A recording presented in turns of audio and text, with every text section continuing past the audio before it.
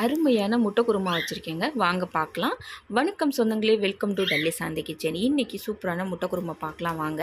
இப்போ ஒரு கடாய் வச்சு கடாயில் எண்ணெய் ஊற்றி எண்ணெய் காஞ்சோன்னு சோம்பு, பட்டை, கிராம்பு எல்லாம் போட்டிருக்கேங்க. அது நல்லா பொரிஞ்ச பின்னாடி நறுக்கி வச்சுருக்க வெங்காயம், நல்ல பெரிய வெங்காயம், சின்ன வெங்காயம் இருந்தால் 2 வெங்காயம் போட்டுக்கலாம். போட்டு அதோட ஒரு 3-4 பச்சை மிளகாயை கீறி போட்டிருக்கேன்.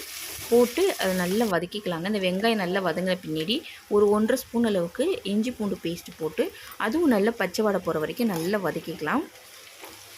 இஞ்சி பூண்டு பேஸ்ட்டு நல்லா பச்சை வாடை போன பின்னாடி நறுக்கி வச்சுருக்க தக்காளி, கொஞ்சமாக கல்லுப்பு போட்டு நல்லா அந்த தக்காளி வதங்கட்டுங்க. அதுக்குள்ளே இதுக்கு அரைக்கிறதுக்கு கொஞ்சமாக தேங்காய் எடுத்திருக்கேன். அதோட சோம்பு, சீரகம், கொஞ்சமாக கசகசா, ஒரு 1/4 ஸ்பூன் கூட இருக்காது மிளகு, பச்சை மிளகாய் எடுத்து வச்சுருந்தேன். ஆனால் போடலைங்க, அரைக்கிறதுக்கு போடல, எனக்கு காரம் ஜாஸ்தியாலும் போடல.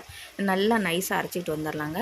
இப்போ தக்காளி நல்லா வதங்கிருச்சு. இப்போ கொஞ்சமாக மஞ்சத்தூள், வீட்டில் அரைச்ச குழம்புத்தூள் கொஞ்சமாக போட்டிருக்கேன். அப்புறம் 1/4 ஸ்பூன் அளவுக்கு தான் மிளகாத்தூள் போட்டிருக்கேன். ஏன்னா எவ்வளோ தான் நம்ம கம்மி பண்ணி போட்டாலும் காரம் ஜாஸ்தியாகுது. அது இந்த வெயிலுக்கு காரம் சாப்பிடவே முடியல. அதனால் காரம் பார்த்து போட்டுக்கணும். போட்டு இந்த தக்காளியோடு சேர்த்து மசாலாலாம் நல்லா வதக்கிட்டு அதுக்குள்ளே நம்ம சூப்பராக அரைச்சி எடுத்துகிட்டு வந்தாச்சு. அதையும் இந்த தக்காளி இதோட போட்டு சேர்த்து வதக்கிட்டு வைக்கும்போது நம்ம லாஸ்ட்டில் ஊற்றுறதுக்கும் இப்படி வதக்கிட்டு வைக்கிறதுக்கும் சூப்பராக இருக்குங்க. டேஸ்ட் வேறு லெவலாக இருந்துக்குது. இதோடு சேர்த்து நல்லா வதக்கிட்டு மிக்சிலையும் கொஞ்சம் தண்ணி ஊற்றி அதோட ஊற்றிடலாம். அந்த பச்சை மிளகா போடல பாருங்கள், எடுத்து வச்சுட்டு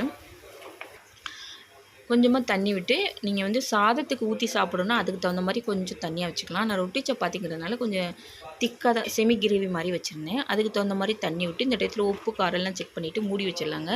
நல்லா கொதிக்கட்டும். நல்லா கொதித்து எண்ணெய் பிரிஞ்சு வரணும், அந்தளவுக்கு கொதிக்கட்டும். பாருங்கள் நல்லா கொதிச்சிட்ருக்கு. இன்னும் கூட கொஞ்சம் கொதித்து திக்காகணும். நம்ம சாதத்துக்குன்னா அந்த டைம் கரெக்டாக இருக்கும். பாருங்கள் நல்ல எண்ணெய் பிரிஞ்சு சூப்பராக வந்துருச்சு. இந்த டயத்தில் வேக வச்சு வச்சுருக்க முட்டையை 4 பக்கம் லைட்டாக கீறிட்டு, அப்போ தான் அந்த முட்டைக்குள்ளே கொஞ்சம் இதெல்லாம் இறங்கும், கீறிட்டு போட்டிருக்கேன். இந்த டயத்தில் கொத்தமல்லி இருந்ததுன்னா கொத்தமல்லி கொஞ்சம் மேலாக தூவிட்டுக்கலாங்க, சூப்பராக இருக்கும். அவ்வளோதாங்க. அப்படியே கிண்டி விட்டு மூடி வச்சுட்டு இறக்கணுன்னா அருமையான முட்டை குருமா ரெடி ஆகிடுச்சுன்னா வேறு லெவலாக இருந்தது. நான் ரொட்டிக்கு தாங்க செஞ்சுருந்தேன். இந்த ரெசிபி உங்களுக்கு பிடிச்சிருந்துச்சுன்னா லைக் பண்ணுங்கள், ஷேர் பண்ணுங்கள், சப்ஸ்கிரைப் பண்ணுங்கள். பக்கத்தில் இருக்க பெல் பட்டனை மறக்காமல் தட்டி விட்ருங்க. நன்றி, வணக்கம்.